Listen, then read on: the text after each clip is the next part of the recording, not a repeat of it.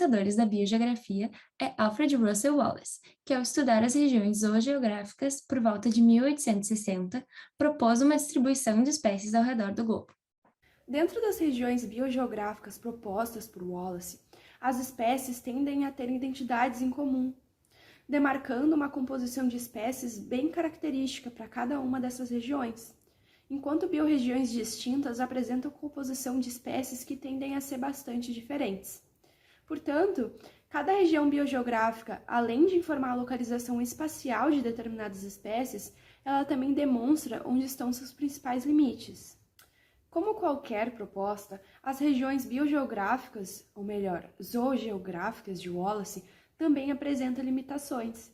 Por exemplo, essa divisão considera apenas a identidade das espécies em cada região, ou seja, elas são categorizadas a partir das suas diferentes composições. Justamente por isso, é um modelo estático, porque considera a composição de espécies em um período determinado do tempo. Portanto, a gente pode concluir que ela é incapaz de apresentar zonas de transição, isso é, essas regiões acabam apresentando limites claros que não coincidem com a história de especiação de espécies. É importante reiterar que, apesar de entendermos a evolução como um processo que acontece no tempo, essa premissa só é completamente correta se analisada junto com a noção de espaço. Ambos os fatores são realmente importantes para entendermos a teoria da evolução, mas o tempo acaba sendo muito mais mencionado. Uma das ferramentas mais importantes nos estudos evolutivos são as filogenias. Uma filogenia é uma representação das relações de parentesco evolutivo entre espécies, a qual também ilustra o processo de diversificação de uma ou mais linhagens ao longo do tempo. Ao longo do tempo, as espécies sofrem mudanças e podem dar origem a espécies novas, algumas das quais não têm sucesso na sua interação com o ambiente e com outras espécies e acabam sendo extintas, enquanto outras persistem, carregando uma parte da história evolutiva dessas linhagens através do tempo.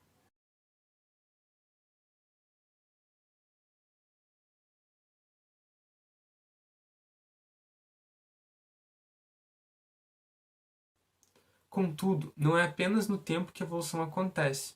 Enquanto as espécies evoluem, elas também se dispersam no espaço, ocupando novos ambientes aos quais elas precisam se adaptar para sobreviver, o que ainda pode levar ao isolamento de populações da mesma espécie. Como consequência, essa dinâmica favorece a ocorrência de especiações e fomenta o processo evolutivo. Essa pequena animação ilustra esse processo, com a ressalva de que, numa situação real, muitas dessas espécies poderiam coexistir sobre vastas regiões. A estruturação da evolução no espaço é fundamental para entendermos os padrões de distribuição de espécies ao redor do globo. Depois dessa contextualização, nós finalmente poderemos apresentar para vocês as evorregiões, que consistem em regiões biogeográficas construídas a partir das relações filogenéticas entre organismos de um grupo de interesse. Portanto, elas nos permitem visualizar o processo evolutivo somado às configurações espaciais onde ele ocorre.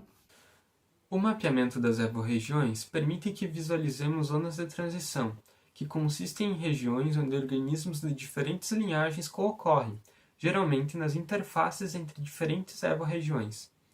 Assim, as zonas de transição são caracterizadas por apresentarem uma alta rotatividade filogenética.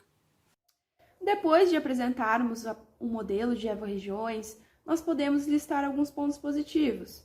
Essa proposta, então, por considerar relações filogenéticas, ela permite com que esse seja um modelo dinâmico, porque além de considerar o espaço, ela também considera o tempo onde essas histórias evolutivas aconteceram. E justamente por apresentar zonas de transição, nos conta histórias de diversos processos que contribuem para a diversificação de espécies, como especiação, extinção e dispersão. Colocamos, então, as duas maneiras de analisar os processos evolutivos lado a lado para uma comparação, onde as regiões biogeográficas analisam estaticamente a distribuição de espécies em um dado momento e conseguem catalogar um número bem extenso de espécies. Enquanto as evorregiões, justamente por focar em um grupo menor de organismos, conseguem analisar a história evolutiva desse grupo e as relações filogenéticas entre eles. Depois de conhecermos as regiões zoogeográficas propostas por Wallace e as evorregiões, nós podemos tomar algumas considerações. Em primeiro lugar, nós estamos falando de modelos diferentes, ou seja, um método considera a distribuição de espécies, enquanto o outro considera suas relações filogenéticas. Em segundo lugar, também são propostas diferentes. Um modelo acaba classificando as regiões com base na identidade das espécies, a taxonomia, enquanto o outro dá maior ênfase para as relações de parentesco entre essas espécies, a filogenia. Então, claro, vão surgir resultados diferentes. Dependendo do modelo que a gente utiliza, a gente encontra também regiões biogeográficas diferentes. Nossa principal referência para este vídeo foi o trabalho dos professores Renan Maestre e Leandro Duarte sobre evorregiões, o qual foi publicado em 2020 pela revista Methods in Ecology and Evolution. Por fim, muito obrigado por assistir esse vídeo até aqui. Esperamos encontrar vocês em outros lugares, em outras plataformas, e qualquer dúvida, comentário ou sugestão, só comentar aqui embaixo ou nos procurar nas nossas redes sociais. Muito obrigada!